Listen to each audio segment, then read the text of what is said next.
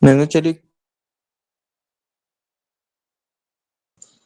Buenas noches. Buenas noches, licenciado. Buenas noches, estamos dando unos minutitos para que terminen de conectarse los compañeros. Muchas gracias.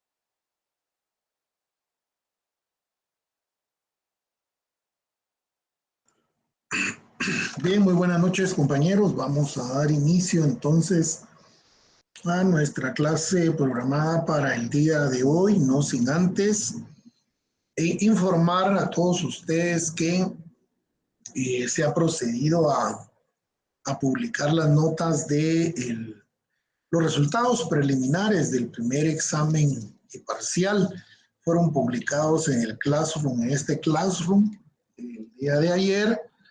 Y por supuesto que tienen 3 días, empezando el día de hoy, día martes y concluye el día miércoles, para que envíen un correo y que entonces puedan ustedes presentar su revisión de examen, ¿verdad? Los que deseen.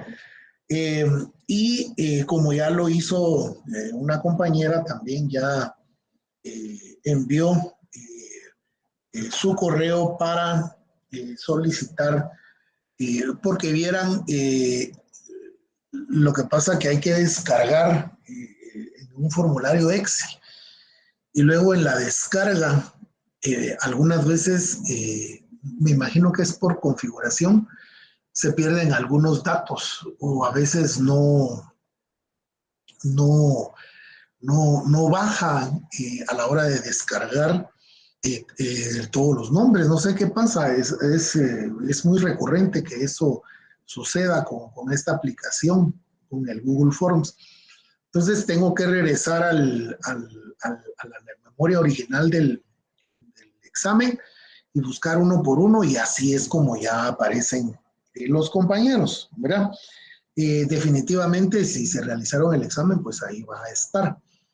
Y es de agregarlos al listado donde está publicado ya preliminarmente, cuando ya el control académico me termine de cargar los cuadros de ustedes, las actas de ustedes. Entonces yo voy a proceder a trasladar ese punteo ya al listado oficial.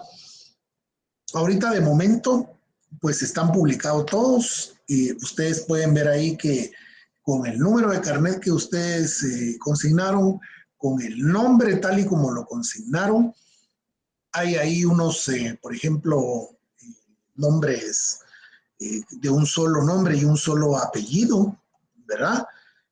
Lamentablemente, ¿verdad? Pero es así.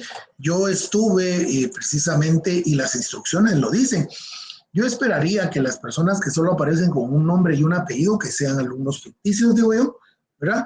No sé si serán alumnos aparte que, por ejemplo, regularmente se mantiene, habemos en esta transmisión, dice 78 personas, que son más o menos, nunca, apenas llegamos a veces a los 100, pero ahí se registran más de 200, ¿verdad?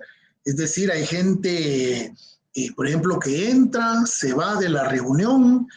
Ahorita, por ejemplo, hay alumnos que están abandonando la reunión, entran solo a ver, no sé realmente, ¿verdad?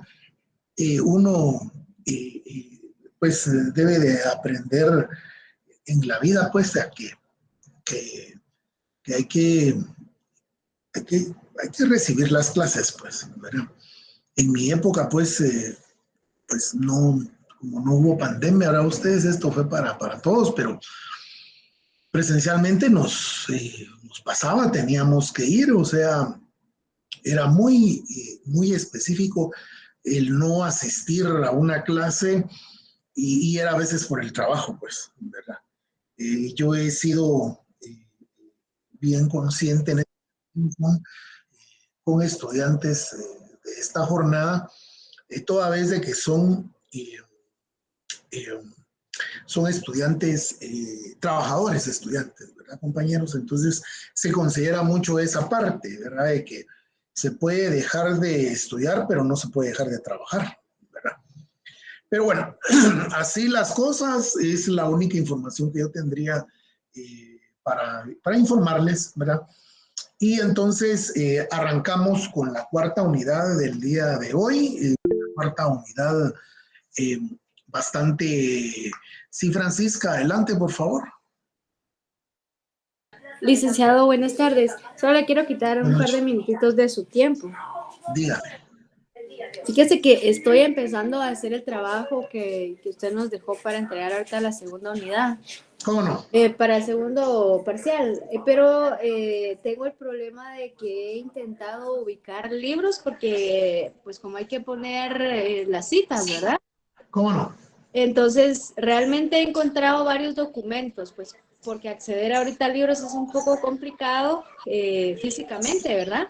Entonces yo he intentado pues en PDF o algo que pueda encontrar en línea, pero realmente libros completos ni resúmenes no he localizado. Sí he encontrado varios documentos y pues de hecho ya he leído varios y ya tengo claro, por ejemplo, qué es la exegética, qué es la antinomia y todo eso, pero realmente lo único que he encontrado como referencias, pues ahí sí que son los links, ¿verdad?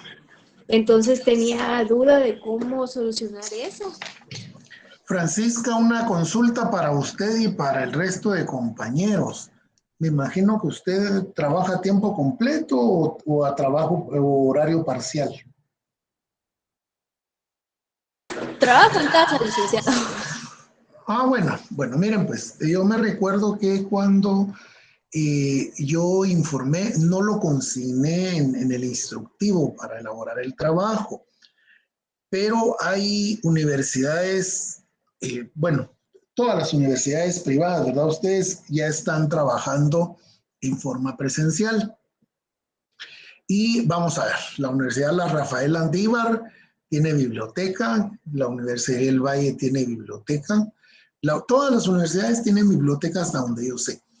La biblioteca Francisco Marroquín, ¿verdad? De la Universidad Francisco Marroquín es una de las más completas, tienen hasta Wi-Fi buenísimo incluido, y Francisco Marroquín atiende los fines de semana, ¿verdad? Entonces, en algún momentito, sábado, domingo, habría que sacrificar un poco de tiempo, ¿verdad? Para poder visitar estas bibliotecas, ¿verdad? Hay muchas bibliotecas de universidades en casi todo el mundo. Yo consulto mucho, por ejemplo, la universidad en línea de la universidad. No, Luis, no. Las bibliotecas de todas las universidades privadas están a disposición de cualquier persona. Mejor si tuvieran ustedes su carnet universitario, pero aunque no lo tengan, con su DPI se pueden identificar, ¿verdad? En mi época, en mis tiempos, pues con el carnet de la Universidad de San Carlos, inclusive había servicio de fotocopias, las bibliotecas, ¿verdad? Pero hay bibliotecas, por ejemplo, la Universidad Nacional de Costa Rica, que era lo que yo les decía, la que yo consulto mucho, la biblioteca de la Universidad Nacional de Costa Rica en la Facultad de Derecho. Tiene mucho, mucho material subido en línea. Es decir, ahorita hay de verdad una sinfín de recursos que en mi época pues no existía. Entonces podríamos consultar ahí. También hay muchas librerías en el centro de la ciudad. Ahorita para Semana Santa, los que son bastantes devotos y cargan y todo eso, hay librerías, por ejemplo, enfrente del Bufete Popular y a la par del Bufete Popular, allá cerca del registro, hay bibliotecas de libros usados, se podrían conseguir algunos ejemplares, yo he conseguido algunos así también, ¿verdad? Cuando he ido, buenas noches, Estuardo, cuando he ido por ahí, por el registro, hoy que estuve ahí cabalmente haciendo mis trámites, ¿verdad? Me metí a una de esas bibliotecas. Es decir, tenemos que pensar en todos los recursos habidos y por haber para poder conseguir la bibliografía para ahí también exactamente, Estuardo, eso le iba a decir, allá cerca de tribunales hay una sobre la Octava Avenida, o no sé si es la central, la librería marquense de libros, ¿verdad?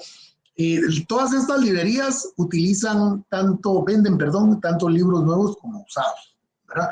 Yo sé que es un poco costoso poder comprar libros originales de las últimas ediciones, ¿verdad? Porque pues a veces no contamos con los recursos, pero yo sí consideraría a Francisca en ir a visitar estas bibliotecas de las universidades privadas. La Francisco Marroquín le recomiendo, ¿verdad? Usted se puede ir ahí su domingo, por ejemplo, su par de horas, está abierta la biblioteca. Yo me recuerdo que también les comenté en alguna ocasión, en 2017, fui yo a un congreso sobre educación a Puebla, México, la Benemérita Universidad de Puebla, la UAP, ¿verdad? La famosa UAP. Miren ustedes, de verdad yo hago esas comparaciones porque así es, ¿verdad? Desde la parada de los buses, ¿verdad? El Wi-Fi, pero con aquella velocidad que iba hasta reventar, ¿verdad? El Wi-Fi. Y la biblioteca, miren, compañeros, biblioteca, librería.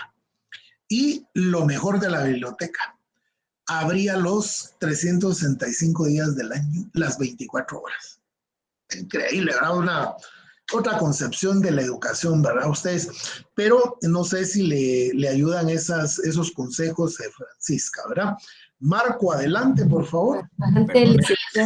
Perdón, Eli, ¿cuál fue el nombre de la Universidad de Costa Rica que mencionó para la UNA, Universidad Nacional de Costa Rica, la UNA. Muchas gracias, licenciado. Ajá, y así pueden meterse en la ¿cómo se llama? En la miren cuántas ya Estuardo ahí está comentando, ¿verdad? Hay que probar a esta Benemérita Universidad de Puebla, la UNAM en México también, o sea, hay otros países más desarrollados que el nuestro, ¿verdad? Ustedes, es triste decirlo y reconocerlo, pero es la realidad nacional, ¿verdad? Porque toda vez no sabemos cuándo los compañeros, ¿verdad? Irán a devolver las instalaciones y entonces, pues, también nuestra biblioteca es una buena biblioteca, yo creo que hay en línea, pero no sé porque obviamente sus servidores y todo es como la facultad, ¿verdad? Ustedes que tuvo que prácticamente desde fuera volver a montar todo, imagínense el sistema, la página realmente ha sido un gran esfuerzo que todas las unidades académicas y nuestra facultad pues ha hecho porque todos los servidores, todo el equipo está en los edificios, ¿verdad? Pero al no tener acceso es lo que estamos viviendo y lo que estamos pasando, ¿verdad? Pero bueno, así es el asunto, ¿verdad? Entonces, vamos a Vamos a continuar, si es que ya no hay más preguntas con relación al Centro Cultural de España. Muy bien, buenísimo. No, muchas gracias, Noemí. No sabía que en el Centro Cultural de España hay biblioteca. Miren, buenísimo. Y de paso se come una sopaella, ¿va? Que están anunciando ahorita. Es riquísima la paella, ¿va? Pero bueno, ¿verdad? Entonces, vamos a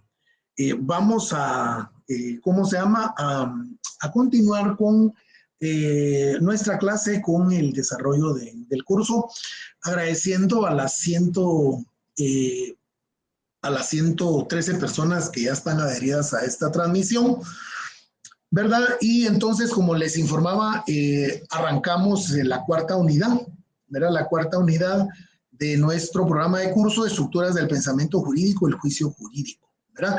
Esta es la unidad tal vez más densa, ¿verdad? Imagínense, a la diapositiva 14 solo pude resumirles el punto 4.2 a la mitad. Me faltó, realmente no quise enviarles una presentación de 20 diapositivas, ¿verdad? Porque trato la manera de que si muchos sean 10, ahorita con 14 vamos a ver cómo nos van. Dice, son relacionados con el trabajo de lógica, sería que de esos temas. La de los temas iguales, ¿dónde quedan? Perdone, Lisbeth, si es el Centro Cultural de España, ¿verdad? Esa es la compañera que nos dijo. Noemí es el que está sobre la Roosevelt, cerca de la Fraternidad. Cinelux, ay, perdón, sí, Centro Cultural yo Centro Español estaba perdido, disculpen. Entonces sí, sobre la Sexta Avenida, Cinelux, antiguo Cinelux, ¿verdad? Centro Cultural de España. Yo Centro Español, estaba pensando, por eso les hablé de la paella, ¿va? Disculpen, oye, como yo vivo en Misco, yo paso por ahí todos los días, ¿verdad? Muchas gracias ahí por toda la interacción que puedan realizar ahí y poderse ayudar entre sí, ¿verdad? Pero vamos a empezar porque si no, no terminamos. Bueno, definición del juicio jurídico y de la norma jurídica. En este punto utilizaremos las notas y los aportes de Eduardo García Maínez, el gran filósofo jurista mexicano.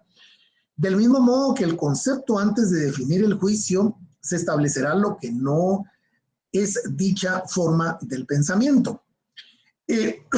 Belonchi Ibarra y Tejedor Campomanes,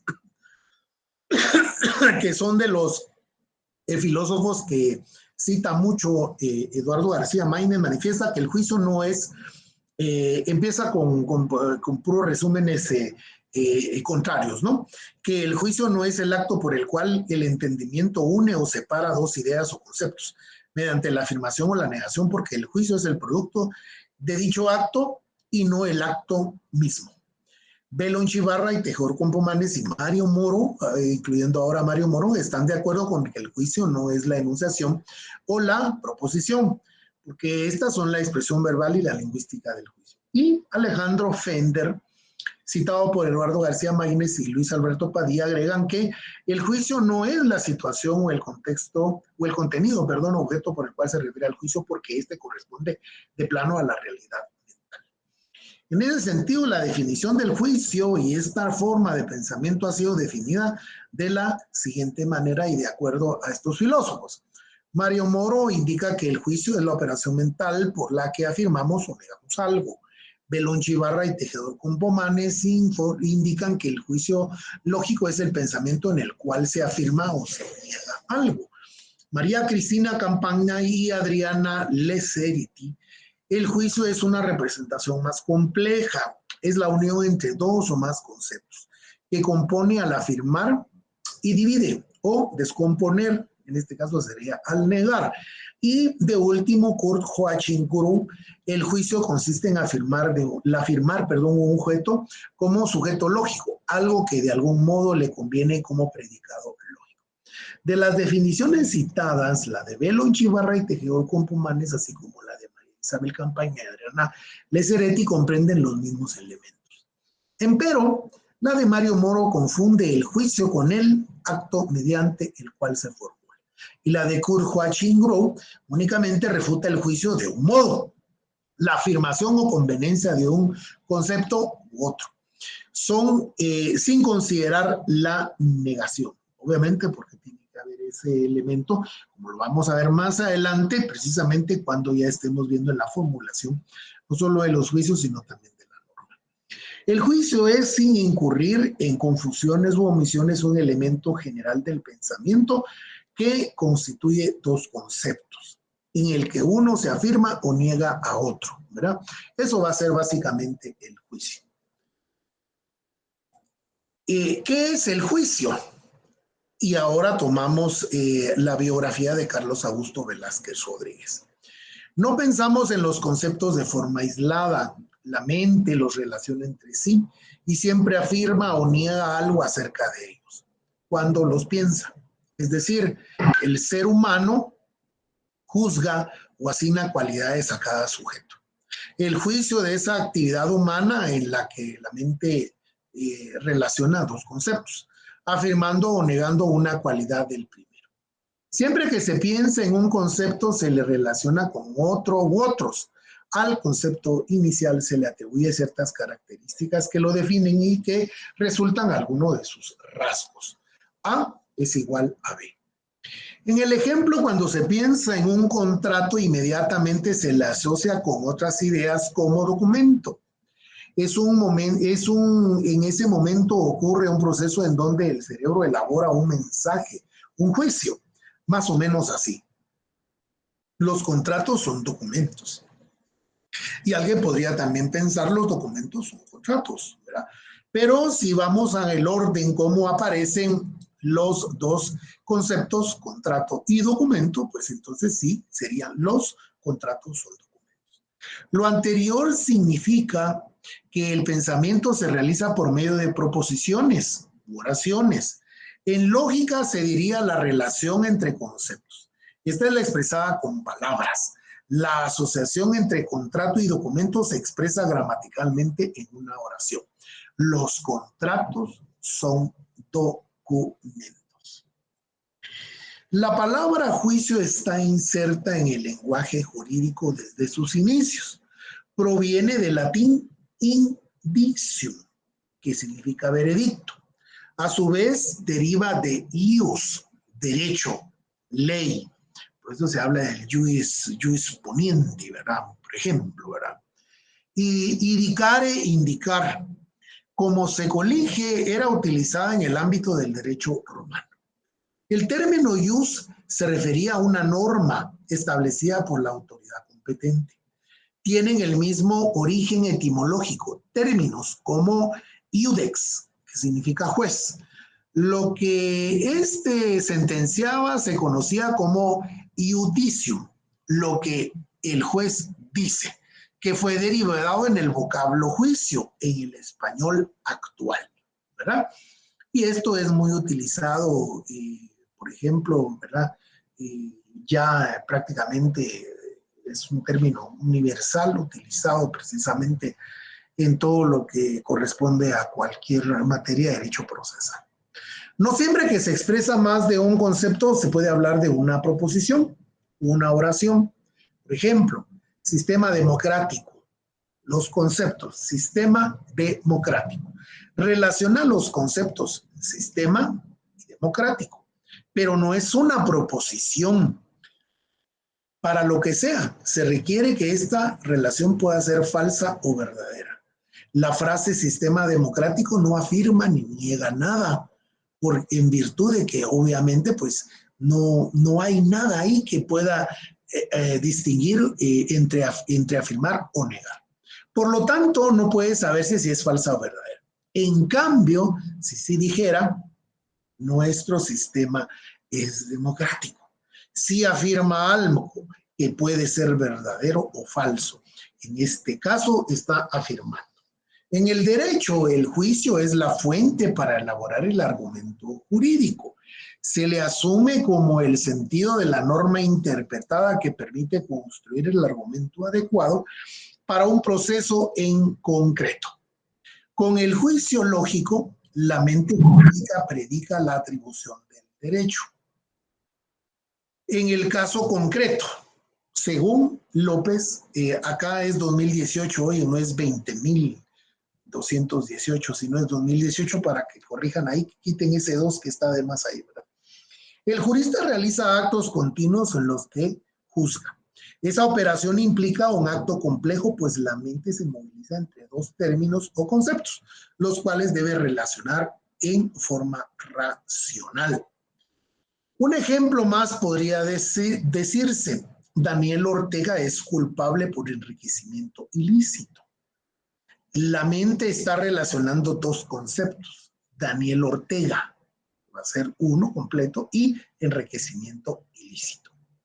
Esta asociación constituye un acto de juzgar, pues se está afirmando una relación efectiva entre tales términos. Por supuesto, el juez que dictamine tal sentencia no realizará un acto simple y espontáneo. La acción aparentemente simple implica una serie de movilizaciones de la conciencia que le han obligado a tener clara la definición de ambos conceptos que se relacionan. El término juicio representa dos significaciones. La primera alude a la operación mental en la que se vinculan dos conceptos para expresar una propiedad o cualidad del sujeto. ¿Verdad? En la segunda se le concibe como la unión o las separaciones de tales conceptos, es decir, una atribución de sentido. En ambos casos el término juicio refiere a la operación mental, es decir, la relación se experimenta en la mente del sujeto. Cuando la mente del jurista piensa en el concepto embargo, regresando a otro ejemplo, necesariamente lo asocia con algo así como procedimiento administrativo o judicial que tiene por objetos la traba de los bienes del deudor. Claro, esto sí vamos a buscarlo definitivamente, que creo yo que cualquiera de nosotros lo haría al tener precisamente el concepto embargo. Pero entonces el diccionario de la Real Academia, el panhispánico, el español jurídico, nos da esa definición. En ese caso, el jurista realiza una atribución de sentido al concepto jurídico. Entonces realiza un juicio como embargo, es un procedimiento administrativo judicial que tiene por objeto la traba de los bienes del deudor, ¿verdad? La expresión lingüística del juicio adquiere la forma de una proposición y ya hemos visto con anterioridad y precisamente qué es una proposición. Se le llama así porque una vez plasmada en palabras, se asume que la mente está proponiendo una relación entre dos conceptos. Entonces, estas serían las dos posiciones, tanto la de García Maínez como la de Carlos Augusto Velázquez Rodríguez, precisamente al hablar de la definición de juicio jurídico, ¿verdad? Y por eso desde que nuestro contenido pues está bastante denso, porque acá pues vamos a ir definiendo precisamente tanto la definición del juicio jurídico y ahora nos corresponde el de la norma. Para ese sentido, pues nos vamos a tener a la biografía de José Fernando Velázquez Carrera.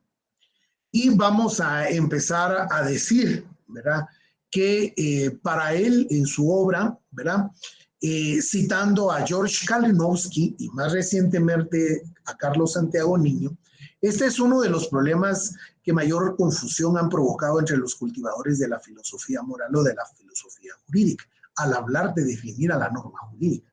Así los filósofos, los lógicos, los moralistas y de último juristas que se han interesado por las normas, las han entendido de manera diferente. Algunos conciben como un mandato o imperativo, que es de por sí y para mí eso es lo que va a ser la norma jurídica, toda vez y en virtud de que mi formación es eminentemente como jurista, como abogado. Entonces uno pues se va creando con la mentalidad del derecho positivo, inclusive, ¿verdad? Somos jus positivistas, por eso es el jus, ¿verdad? Que es del derecho positivo, ¿no? Entonces, para nosotros, la única fuente de derecho va a ser la ley y todo lo que esté enmarcado dentro de la ley, que también podemos llamar como norma jurídica, ¿verdad? Entonces, va a ser precisamente lo imperativo. Otros como un juicio o una proposición descriptiva. Vamos a entrar al análisis de estos temas. Según nuestra apreciación, este es uno de los problemas lógico-jurídico trascendentales más importantes de la filosofía del derecho. y se vincula estrechamente al reconocimiento o no de la existencia de entes ideales análogos o los reales, que pueden ser o no ser susceptibles de aprehensión por nuestra conciencia. Y puede definirse de la siguiente manera. ¿Cuál es el ser o la esencia de la norma jurídica? ¿Es la norma jurídica un mandato o prescripción o un juicio o proposición? Y si es un juicio o proposición, ¿cuál es el objeto o objetos mentados por ese juicio? Todas esas preguntas precisamente que están alrededor precisamente de la definición de la norma jurídica son las que hay que entonces establecer. Hank Kelsen, otro de los grandes pensadores, filósofos, abogados, importante, sobre todo en la formulación de la teoría del Estado, Hans Kelsen, ¿verdad? En un primer periodo, ¿verdad?, de su formación y de sus aportes como filósofo, y quienes admiten también que piensan igual que él, como Carlos Cosio, George Kalunowski y Héctor Neri Castañeda, que siguen a Platón y Aristóteles precisamente con los prácticamente los principios fundamentales de la norma jurídica, y todavía con esto el gran Santo Tomás de Aquino. Y por último, imagínense como que eso fuera un verdadero cóctel filosófico del derecho, ¿verdad? Porque aquí estamos ante la filosofía del derecho. De Manuel Kant, ese otro gran abogado y filósofo alemán. La posibilidad de un conocimiento práctico. La norma no sería un imperativo del cual se aprendería lo que el hombre debe, puede o no puede hacer. Imagínense. Así, según Zitelmann, todas las proposiciones jurídicas se pueden resolver en la fórmula. Así, punto sucesivo, tú debes, ¿verdad? Es decir, se debe, se puede o no se puede hacer. Ahora bien, dice él, una proposición de este género tiene el carácter de una afirmación. Es decir, de un juicio, particularmente de un juicio hipotético. O sea, es una afirmación sobre una relación ya existente. Y es que lo que sucede con esto, compañeros, es de que eso es lo que la norma jurídica trata, de regular universalmente la conducta del ser humano. Y por eso va a ser siempre una afirmación, ¿verdad? Porque en la tipificación de la norma así va a estar establecido. Más adelante vamos a ver precisamente ejemplos de cuando estemos viendo las estructuras del juicio, ¿verdad?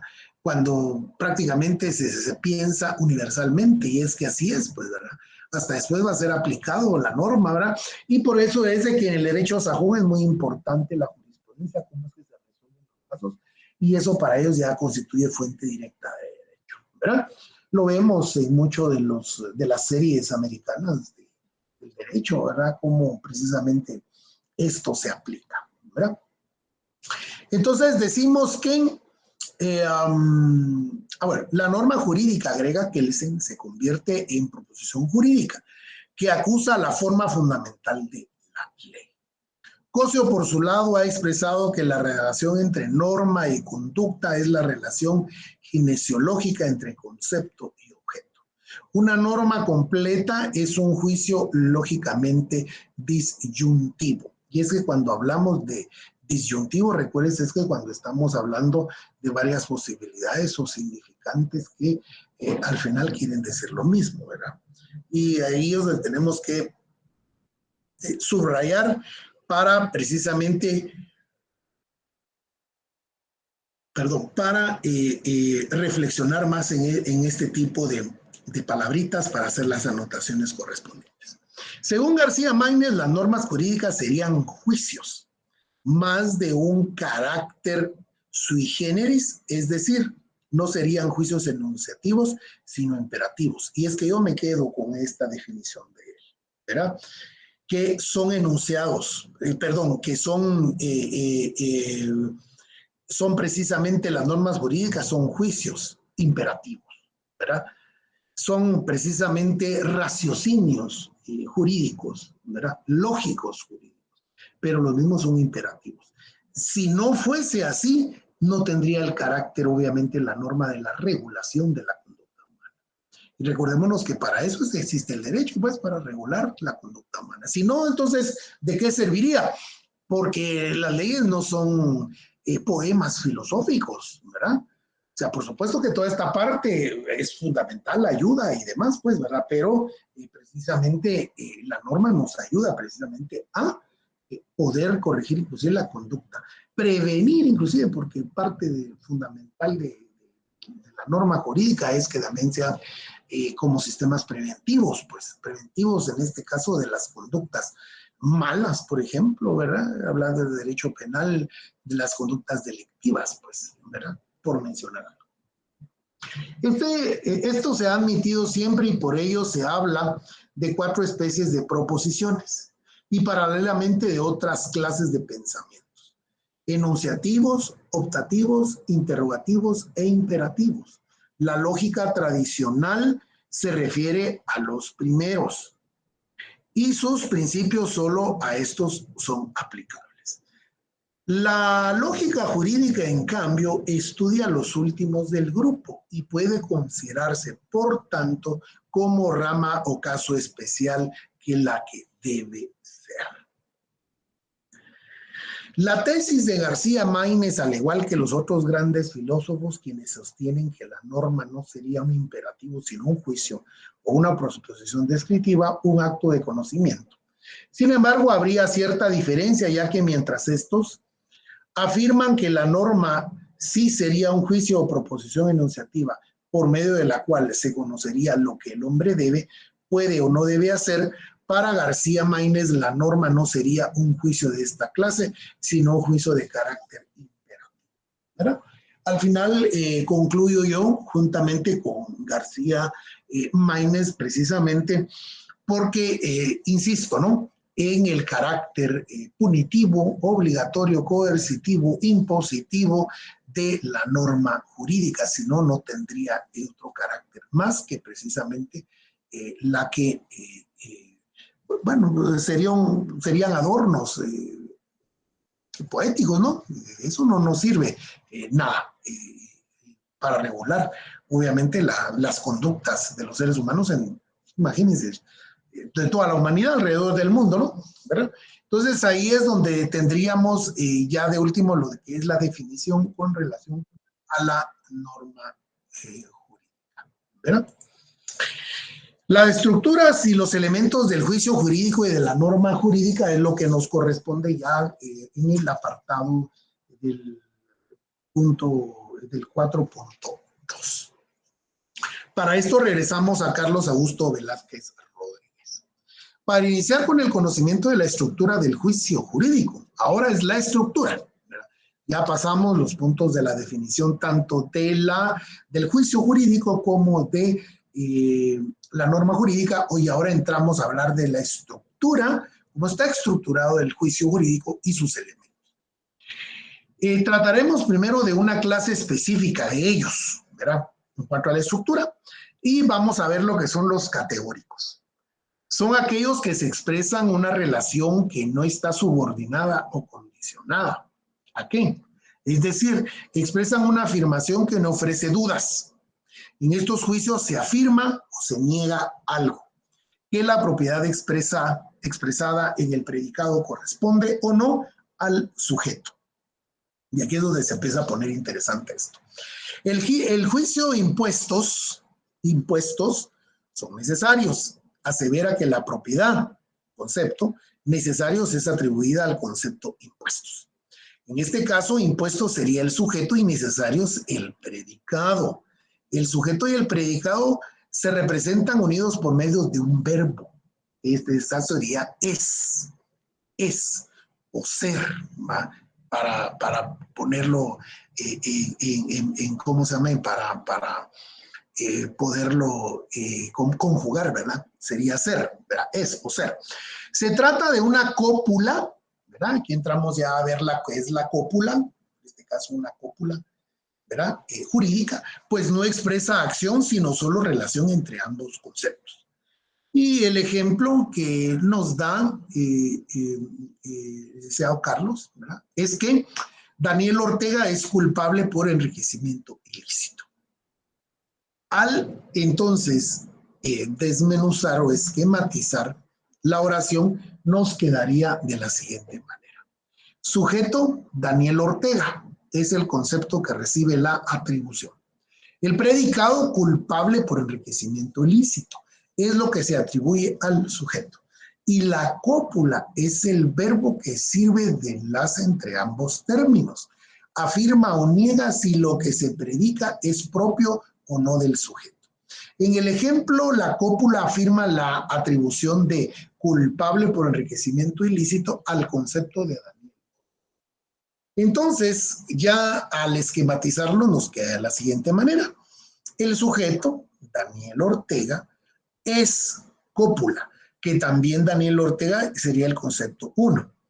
Pero la cópula es, ¿verdad? Esa categorización, esa palabra y ese concepto que precisamente, perdón, ese predicado, digamos lo que estaría entonces afirmando, en este caso lo está afirmando, pero si no fuera no es, ¿verdad? Pero en este caso está afirmando. Es culpable por enriquecimiento ilícito.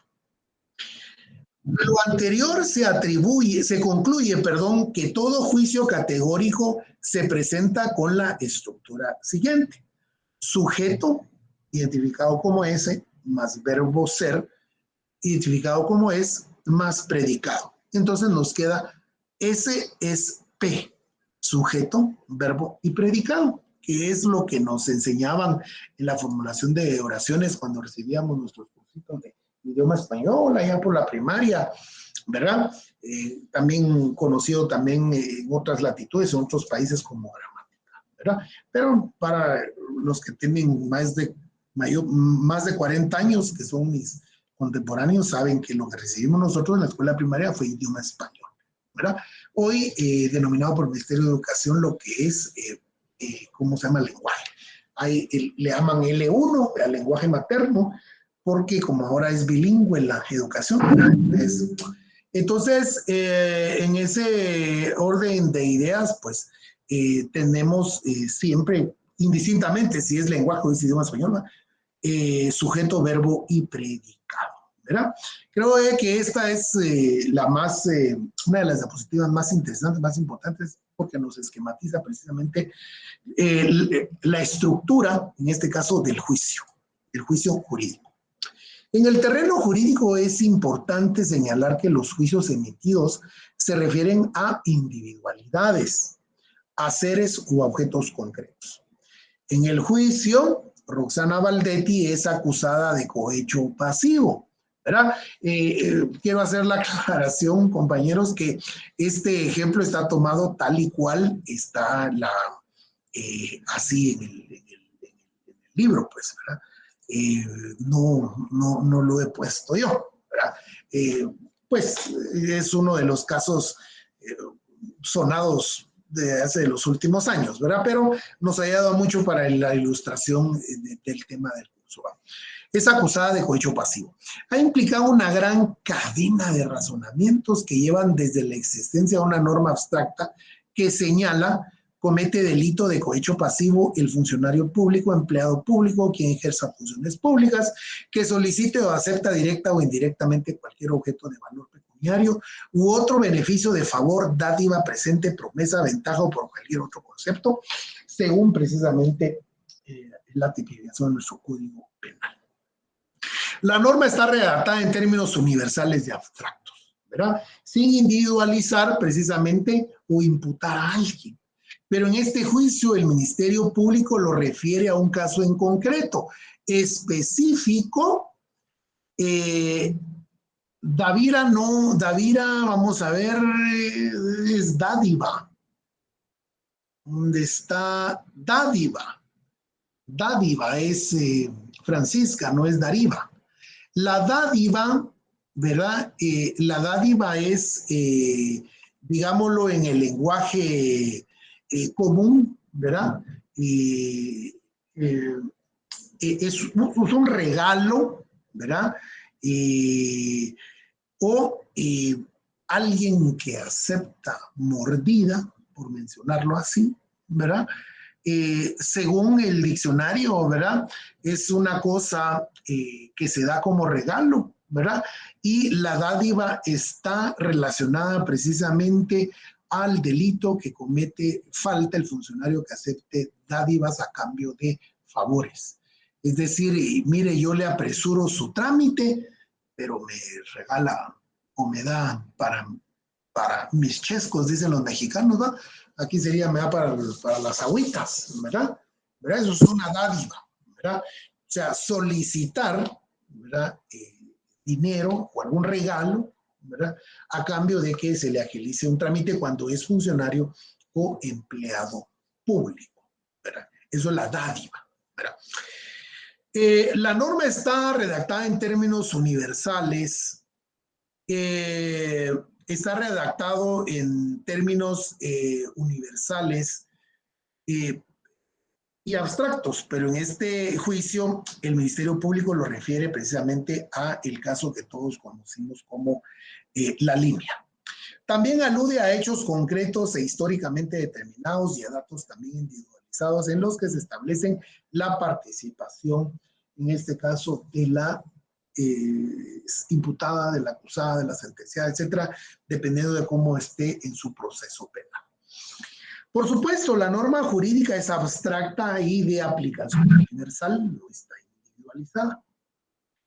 Pero, según lo indicado, el razonamiento jurídico procede de forma deductiva y desciende desde la generalidad de la norma. En este caso, el delito cohecho pasivo hasta la particularidad del caso concreto del que se trate, según el autor López en el año 2018. Perdón. Muy bien, entonces ahí tendríamos la estructura y los elementos del juicio, ¿verdad? Y ahora, ya para finalizar la última parte de la clase, tendremos los elementos del juicio jurídico, ¿verdad? Seguimos, perdón, con el juicio jurídico, ¿verdad? Todavía estamos, nos va a hacer falta, perdón, la norma jurídica, ¿verdad? Sí, la norma jurídica es la que nos va a hacer falta y nos queda pendiente para el... miren, el siguiente día de clase nos correspondería el día viernes.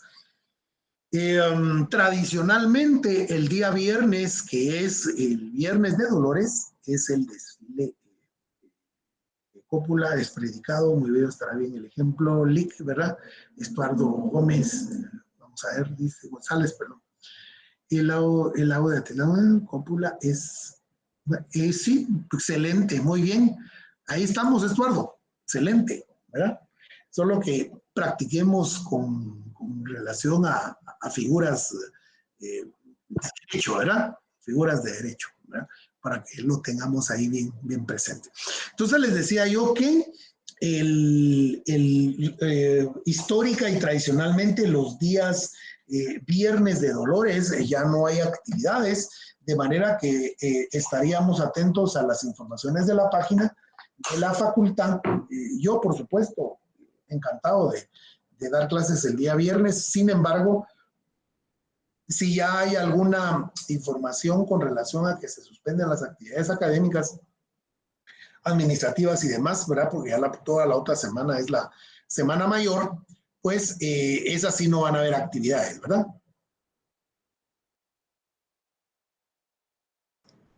Y nos vemos hasta el día lunes, es lunes 10 de abril, ¿verdad? Lunes de Pascua, ¿verdad? Pero hay que estar atentos, ¿no? El juicio se compone de los siguientes: no hay clases en presencial, no habrían clases, es más, se nos sacaban. Sí, es cierto, ¿verdad? Para la huelga, ¿verdad? Y precisamente, ¿verdad? No habían actividades para ese día, ¿verdad? El Viernes de Dolores, ¿verdad? Cerrada la universidad.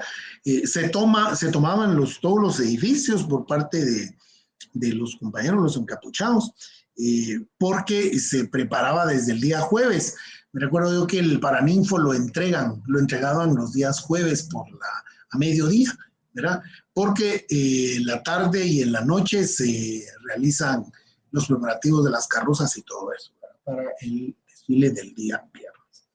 El juicio se compone de los siguientes elementos. Concepto sujeto es el concepto que se afirma o se niega algo. Concepto predicado es el concepto que se atribuye o niega algo, concepto sujeto. El concepto cópula, ¿verdad? Porque al final son todos conceptos, ¿verdad? Solo hay que tener en cuenta concepto sujeto, concepto predicado y concepto cópula. Es el concepto que determina la relación de conveniencia o no conveniencia entre el concepto sujeto y el concepto predicado. Los une o los segrega. La cópula se expresa por el verbo ser. Este elemento denota las relaciones entre concepto sujeto y concepto predicado desde el punto de vista de su extensión y desde el punto del concepto predicado desde el punto de vista de su extensión y de su comprensión, que ya lo vimos con mucha anterioridad. Desde el primero, el concepto está comprendido en la extensión del concepto predicado, pero desde el segundo, el concepto predicado está contenido en el concepto sujeto. Son juegos de palabras, ¿verdad? Ustedes que hay que ordenar. Enumerados y explicados los elementos del juicio, estos se esquematizan de la siguiente manera. En el juicio referido por la proposición Fernando es estudioso, la palabra Fernando alude el concepto sujeto identificado con la palabra es. El vocablo es expresa el concepto cópula y el término estudioso representa el concepto predicado P. En el ejemplo citado con la forma S es P, el mismo por la cópula es afirmativo, porque la cópula pasa a ser la palabra es. Segundo, en el juicio expresado por el enunciado, Ulises no es imprudente. El vocablo Ulises alude al concepto sujeto, P. El término no es expresa el concepto cópula y la palabra imprudente representa el concepto predicado, P. En el ejemplo relacionado con la forma S, no es P, el mismo, por la relación de no conveniencia del concepto predicado al concepto sujeto, es negativo porque está negando, no está afirmando. Como se puede apreciar, el concepto cópula determina la relación entre los conceptos. Es por ello que la misma constituye el elemento formal del juicio y el concepto sujeto y el concepto predicado en su materia. Además de la función del concepto cópula de unir o separar el concepto sujeto y el concepto predicado, los filósofos y los lógicos señalan que la misma tiene una función enunciativa, la cual consiste, como expresa Belonchi Ibarra y Tejedor Compomane, en la correspondencia entre que se dice el juicio y la realidad. Es por esta última función del concepto cópula que motiva la calificación del juicio en verdadero o falso, por lo que algunos lógicos modernos señalan a la teoría del conocimiento y se vincula con la ontología y la gramática, debido al uso del lenguaje natural, por el cual se clasifican los juicios en base al modelo gramatical y se pretende que los mismos reflejan la estructura de la realidad, ¿verdad? Y aquí es donde la cópula nos basamos, dice afirmativo o negativo, no necesariamente. Bueno, sí, Francisca, si usted lo está entendiendo así, cabal, eso es porque va a ser la unión de los dos concepto sujeto y concepto predicado y va a ser, digámoslo, la palabra determinante o la unión determinante para afirmar o negar algo, ¿verdad? Así sería. Muy bien. Es importante que lleven ustedes la secuencia también de todo esto para ir haciendo sus apuntes específicos y ustedes con sus palabras hacer las anotaciones correspondientes. En efecto, como se estableció al definir la lógica general y el desarrollar los principios lógicos supremos de no contradicción y de razón suficiente que vimos con anterioridad, la verdad lógica no es la correspondencia o la conformidad del pensamiento con la realidad de las cosas. No obstante que tal su acepción, ya que la lógica como ciencia formal encuentra su verdad en la congruencia, coherencia o ausencia de contradicción comprensión, en el pensamiento mismo. Al hablar precisamente del pensamiento, del raciocinio, ¿verdad usted? Los elementos del juicio no siempre figurarán íntegros en una proposición. Ojo con esto. A veces no estará presente alguno de los componentes señalados. Juan José Sanguinetti, desde una perspectiva gramatical, expresa la excepción a la integridad del juicio, el cual se produce en las frases con verbo impersonal.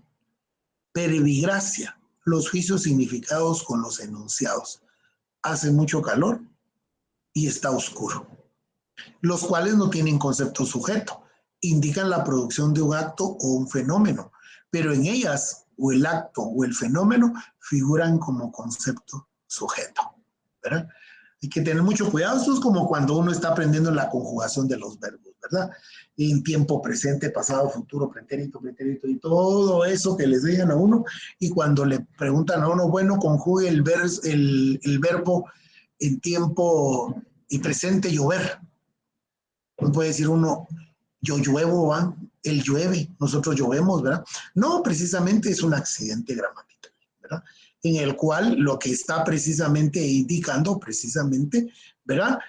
Son juicios de significados de enunciados, ¿verdad? Y son impersonales para empezar, porque entonces esos verbos, ¿verdad? En el caso de llover, ¿verdad?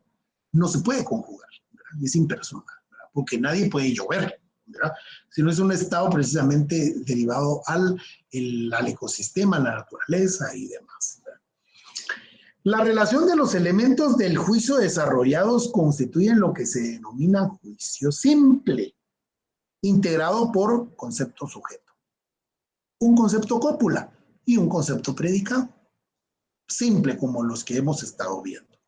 Y la relación de varios juicios simples por medio de otros conceptos denominados gramaticalmente como conjugaciones constituyen lo que acabo de explicar, los juicios denominados compuestos. Por ejemplo, el juicio indicado con la proposición: si Juan estudia para su examen, entonces Juan ganará su evaluación. Es un juicio compuesto ya que está integrado por dos simples.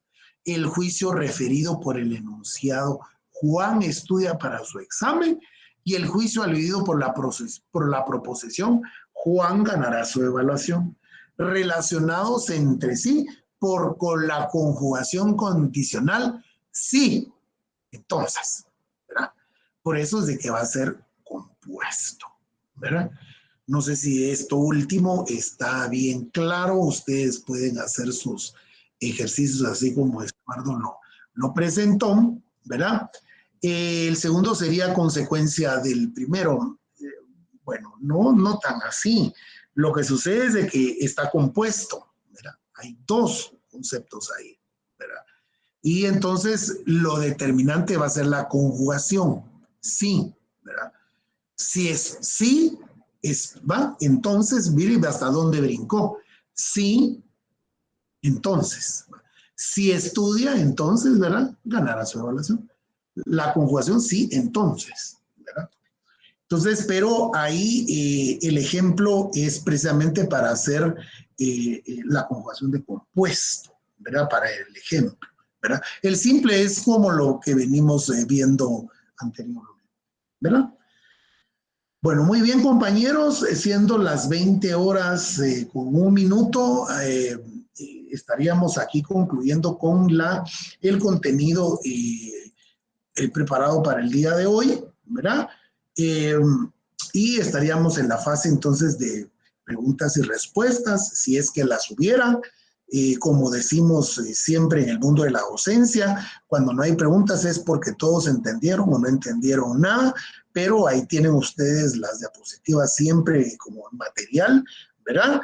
Agradezco, muchas gracias, Reina, qué bueno que todos hayan entendido, ya todo ha quedado claro, y sobre todo con los ejercicios entonces que se presentan ahí por parte